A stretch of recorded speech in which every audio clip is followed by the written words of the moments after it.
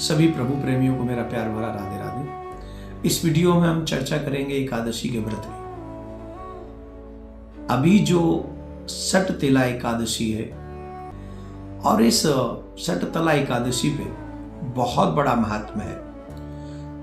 इसमें भगवान की पूजा, नारायण की पूजा, अपने इष्ट की पूजा हमको करनी चाहिए। जैसा कि आपको बार बार बताया गया है कि भगवान नारायण की पूजा करने से, एकादशी का व्रत करने से नारायण भगवान की भक्ति प्राप्त होती है, कृपा प्राप्त होती है। इसका नाम है सटतिला एकादशी।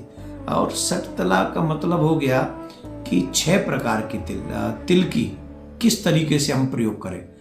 6 प्रकार से हमको तिल का प्रयोग करना है। तो वो कैसे करना है?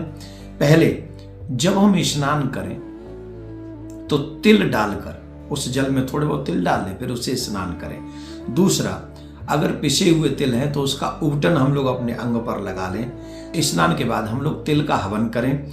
उसके बाद जल में थोड़ा सा तिल डाल लें, उस जल को हम पान करें। फिर तिल का दान करें और फिर कोई भी मिठाई अगर उस दिन आप बनाते हैं तो तिल की मिठाई बनाकर, मिठाई में तिल डालकर उसी का नारायण को भोग लगाएं और उसी को फिर ग्रहण करें। इसका नाम है सटतिला एकादशी। इस प्रकार से एक और विशेष उपाय हम बता रहे। सटतिला एकादशी के व्रत करने से मनुष्य के सभी प्रकार के पाप नष्ट होते ही होते हैं। उसके बावजूद भी एक और विशेष बात होती है। इस दिन हम जल में तिल डालकर अगर अपने पितरों का तर्पण करते हैं तो हमारे जो पितृ हैं वो हमारे ऊपर कृपा करते हैं। और पितरों की कृपा का एक जो सबसे बड़ा असर है वो ये है कि उनकी कृपा का फल ये मिलता है कि हमारे घर में धन धान्य की वृद्धि होती है, सुख संपत्ति की वृद्धि होती है और हमारे जो जनरेशन है, जिसको हम वंश कहते हैं, वंश में भी वृद्धि होती है। तो पितृ रुष्ट हो जाए तो इन सब में अवरुद्ध हो जाता है और पितृ प्रसन्न हो जाए तो इसमें वृद्धि हो जाती है। तो हमको क्या करना चाहिए? इस दिन हमें अपने पितरों के नाम से भी कुछ ग्रास इत्यादि अन्न दान करना चाहिए।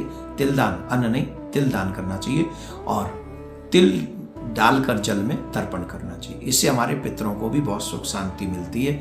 हम लोगों को भी ये सटतिला एकादशी के व्रत के दिन नारायण की पूजा करें, भगवान का अभिषेक करें।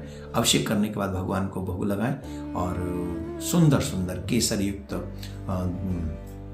केसर से जल में केसर डालें, तिल डालें और भगवान का अभिषेक करें आदि ये क्रियाएं। इनका पूजन करने से श्री नारायण भगवान मीन्स राम जी, मीन्स कृष्ण जी हम पर प्रसन्न होते हैं। एकादशी का व्रत उन्हें विशेष प्रिय है। ऐसा मान्यता है कि 7 साल या 5 साल के बाद में बच्चों को भी अन्न नहीं देना चाहिए, पर जब भी हो सके एकादशी के दिन हम सबको व्रत करने का नियम बनाना चाहिए। वृद्ध अवस्था, कोई बीमारी ना हो, कोई रोग ना हो तो हमें एकादशी का व्रत अवश्य करना चाहिए। तो एकादशी, सटतिला एकादशी आप सबके लिए मंगलमय हो, आप सबके लिए आनंद प्रदान करे।